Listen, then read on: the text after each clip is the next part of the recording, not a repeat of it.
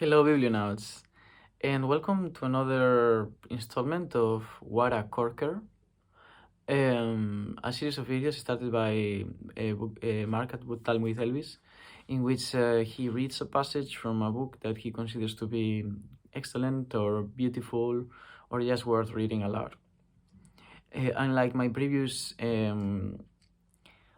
entries on this, I have not chosen the passage, and that is because this book, which as you can see I'm halfway through at the moment.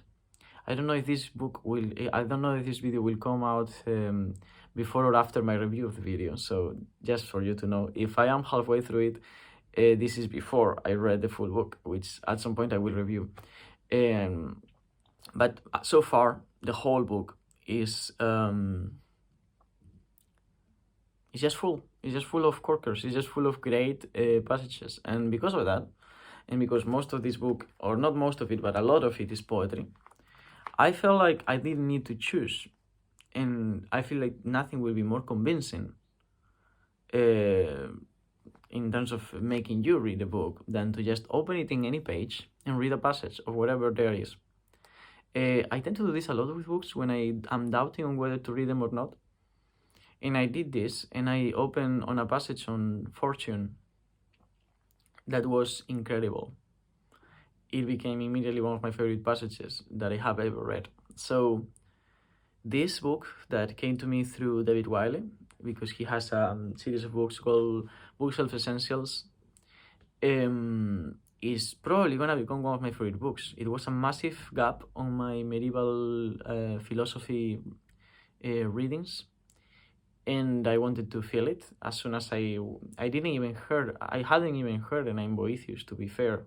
Like, I had heard it in BookTube before from Steve Tonogi, but I had never I didn't know that this guy had written a book that was this good or this relevant, or I didn't know that Boethius was such a relevant figure. Like, he was the main translator of Aristotle for generations. Any textbook that was read would be read by him. His books were the first ones to be translated into the vernacular, which means that if you could not go to university, if you could not study formally, if you were a woman, but you were a learned woman because you maybe were a princess or something like that, this would be the only book that you could read. I think that is insane. That's crazy. These books, only because of that, it becomes like so much more relevant and so much more important to read. But unlike other books that I read only because of the relevance, this is also just so enjoyable. I have loved this book. It's very well written. It's full of insights and reflections and revelations that I loved.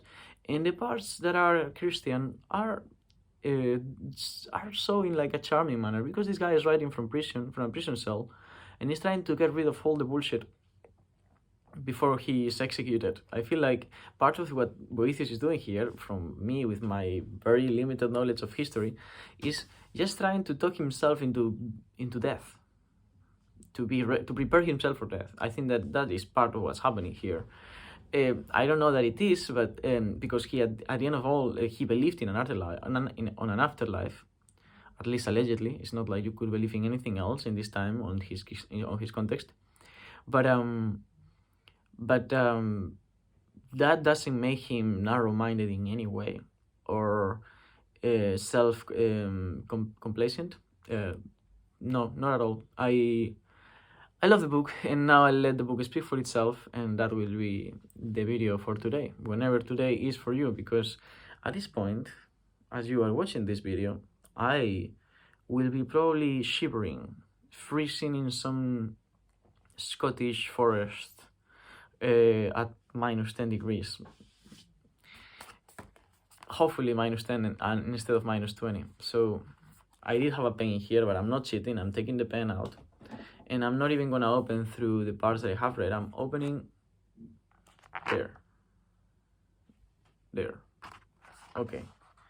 And now I'm reading from, of course, this is out of context for you, but it's also out of context for me. no need to know what the book is about. Philosophy is visiting him in his prison cell, and he's talking to it. And just see if you like the prose, see if you like what is being said and how it's being said. The Penguin edition is very simplified. I have searched PDF versions of sort of like this book written in a more, what I would consider to be more faithful to the original, a bit more like older English and everything, and I think they are better. So if you are if you have access to a different version, go for it. However, this one, as a first read, if you are not familiar with this kind of writing, will do perfectly. I am loving to read this, so there we go. So when the wicked receive punishment, they receive something good, the punishment itself, which is good because of its justice. But when they go unpunished, they acquire some extra evil in actually going to scot-free, which you have agreed is bad because of its injustice. I cannot deny it, he says. So the wicked are much more unhappy when they are unjustly allowed to scot-free than when a punishment is imposed upon them. It is the logical outcome of our previous conclusion. But I ask you, don't you leave any punishment of the soul until after the death of the body? There is indeed great punishment then. Sometimes exacted with penal severity, sometimes, I think, with purifying mercy.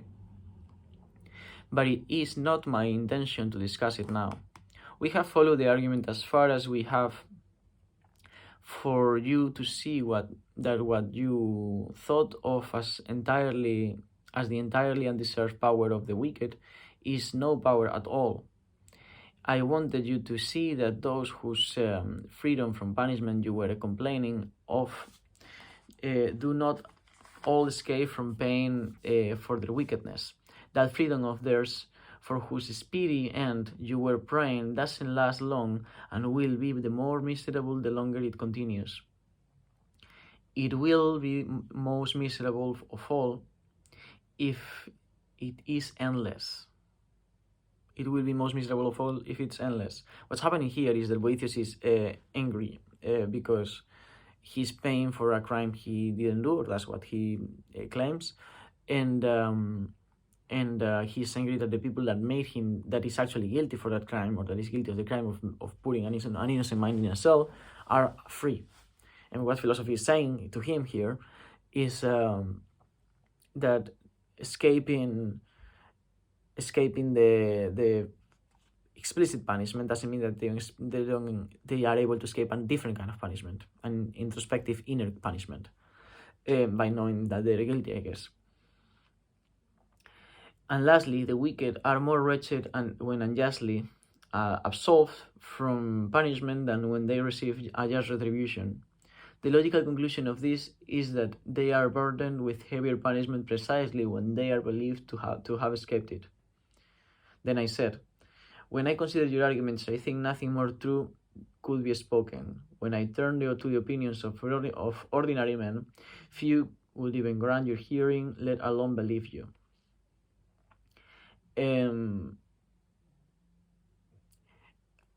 Here he's agreeing, but before he's being arguing against what she's saying all the time. Just for you to know that it's not like one of those cases when every single character in Socrates' dialogues, in Plato's dialogues, is sort of like agreeing with Socrates so that he ends up as the fucking boss of the dialogue. But at this point, I guess that he's been convinced already.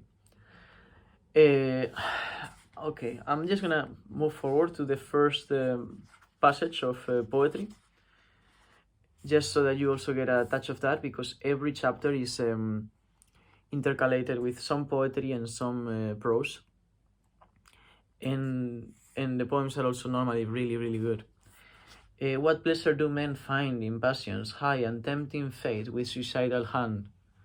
If they seek death, and bid he'll soon draw nigh, giving his steeds free rein to speed him forth, Man is the prey of lion, fangs and snake, of tiger, bear and boar is man the prey, of man as well. Why does he battles make, and long to perish by another's blade? Because his manners differ just for this, not just because they are for blood and savageness. You won't deserve no due reward to miss. Then love the good, show pity for the bad. This is a fragment. Every chapter has sort of like a fragmented poem that is divided by series of texts in which philosophy. Oh, you cannot see anything now. I think I gotta go outside. We haven't had sun in like a week, so yeah, that's it. Very useful, very nice, really nice poems and everything. I recommend this book. I will make I gotta go outside. I haven't seen the sun in too long. Have a nice day. The Consolations of Philosophy by Boethius. What a corker. Let me know about your school.